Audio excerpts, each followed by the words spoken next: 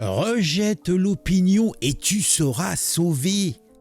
Maxime de Marc Aurèle, Livre Noir, un nouvel hebdomadaire, il me semble. A priori, c'est la même chose que le truc sur YouTube, c'est la même rédaction. Et bon, là, ils font fort directement, ils sont à la pointe de l'actualité.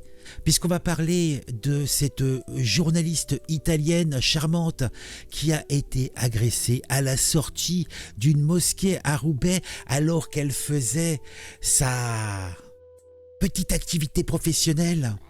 En plein reportage sur l'attentat terroriste d'Arras et sur la radicalisation islamiste en France, Eugenia Fiore, quel joli nom, n'est-ce pas? Journaliste pour Mediaset, a été agressée à la sortie d'une mosquée. Oh, elle est charmante, un petit peu trop grimée à mon goût, mais bon. Sur les coups de 17h30, la journaliste italienne pour Mediaset, l'équivalent de France 2, Eugenia Fiores a décidé de se rendre à Roubaix sur les conseils du juriste Amin Elbaï, juriste qui avait reçu des menaces de mort pour avoir dénoncé la montée de l'islamisme dans sa ville. Alors qu'elle tournait un plan générique à la sortie de la prière de la mosquée Assouna, dans la rue Turcoing à Roubaix, en compagnie de son caméraman, des hommes agressifs se sont approchés, leur intimant de cesser de filmer. Ils nous ont dit d'éteindre la caméra et qu'ils étaient algériens, nous raconte la victime. Quel rapport? Quel fait que il faut qu'elle arrête de filmer parce qu'ils sont algériens? Je comprends pas. Quel rapport? Peut-être qu'on était dans une zone d'extraterritorialité. Peut-être que ce n'était pas la France. Peut-être que ce n'était pas l'Europe. Peut-être que nous étions au Maghreb. Peut-être que nous étions en Algérie. Peut-être. Je ne savais pas. Un consulat étendu, je ne sais pas. Peut-être que Roubaix, maintenant, est une province algérienne. Peut-être. Peut-être que c'est un... peut-être que Roubaix est une banlieue d'Alger.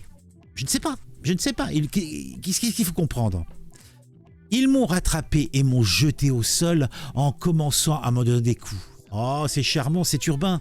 Ah, moi, j'aime bien ce côté un petit peu open et l'égalité homme-femme pour ces hommes, c'est merveilleux en fait.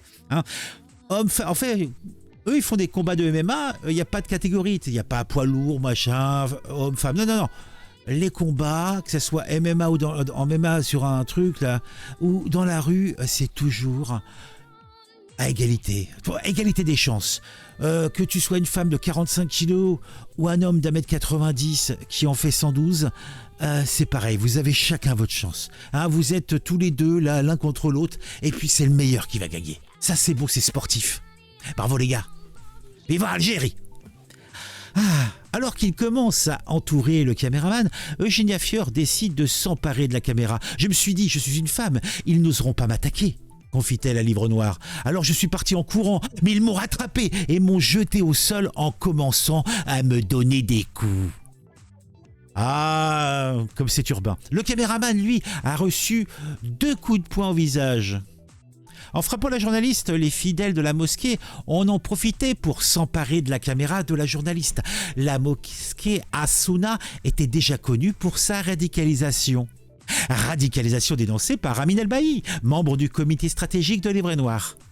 Eugenia Fior a porté plainte, tout comme son caméraman. Les images sont pour le moment en train d'être analysées par la police afin d'identifier les coupables. Et après, si cette mosquée est un endroit de radicalisation, pourquoi n'est-il pas fermé? Pourquoi n'est-elle pas fermée? Je me pose toujours ce genre de questions. Darmanin, que fais-tu? Moussa, interviens! Fais preuve d'héroïsme. Donc il y a eu aussi une petite intervention télévisuelle sur CNews, c'est passé ce matin, il me semble, et j'ai trouvé la pastille. Alors on va se la passer parce qu'on est plaisir, on est bonheur. Moi je suis comme ça, moi j'ai la... j'allais dire j'ai la main sur les os, mais c'est pas ça, j'ai pas sur la peau sur les os.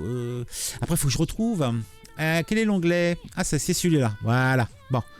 Bon, on va retourner l'écran, hein, histoire, on ne sait jamais, vous savez ce que c'est, les problématiques, hein, toujours, de sombres histoires de copyright et compagnie, de DMCA, Mais regardons plutôt. Agression qui s'est déroulée devant une mosquée de Roubaix, la mosquée As-Souna, une mosquée connue pour sa radicalisation. La journaliste italienne et son caméraman ont été frappés par plusieurs individus qui ont essayé de leur prendre la caméra. Oui, les journalistes réalisaient un reportage sur la radicalisation islamiste en France. Au lendemain du meurtre de Dominique Bernard, assassiné à Arras, une plainte a été déposée. Sous le choc, elle raconte ce qu'il s'est passé à notre journaliste Tony Pitaro. Regardez. Devant cette mosquée de Roubaix, cette journaliste italienne et son caméraman ont été agressés par des fidèles. Ils ont commencé à dire vous ne pouvez pas filmer ici, vous ne pouvez pas le faire. Absolument, vous devez nous donner la caméra. Et donc ils ont essayé de nous prendre la caméra. Il y avait plusieurs rangs et ils m'ont jeté par terre comme si j'étais un animal. J'étais par terre, ils ont commencé à essayer de prendre la caméra, à donner des coups. Et après, ils ont pris la caméra et ils sont partis. Eugenia Fiore a reçu plusieurs coups dans le dos et a été blessée au niveau de la main. Je suis sous choc parce que moi, je ne pensais pas que ça pouvait se passer. J'étais seulement en train de faire mon travail. Il y avait aussi des gens qui faisaient rien. Des femmes aussi, on voit de la caméra cachée qu'il y a des femmes, mais elles ne faisaient rien. Elles regardaient des femmes voilées et elles étaient là et elles rien fait. Vraiment. J'étais complètement seule et personne ne m'a aidée. La journaliste italienne a porté plainte pour vol avec violence au commissariat de Roubaix. Voilà, Roubaix, cette mosquée qui lui avait été conseillée par Lamine Elbaï, qu'on a souvent reçu sur le plateau de CNews. Elle y est allée, voilà comment ça s'est passé. Elle témoigne ce matin sur CNews, c'est important. Et voilà. Et voilà. Et voilà. Bon, que dire d'autre? Bon, comme je l'ai dit, que fait la police? Que fait les autorités? Est-ce que c'est acceptable? Je ne comprends pas, je suis outré, je suis consterné, je suis affligé. Vous me voyez me dire, comme ça, c'est délétère, je suis horrifié, aussi horrifié. Bon. Je vous invite à mettre un j'aime, je vous invite à mettre un commentaire contre cette ignominie ignoble, contre cette perfidie qui n'a plus de mots tellement elle est immonde. Mettre à terre une femme, frapper un innocent, des journalistes en plus, mais que fait le syndicat interprofessionnel des journalistes européens? Que fait le monde? Mettez un j'aime.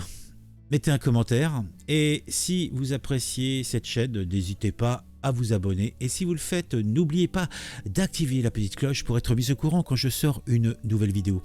On se retrouve très très vite.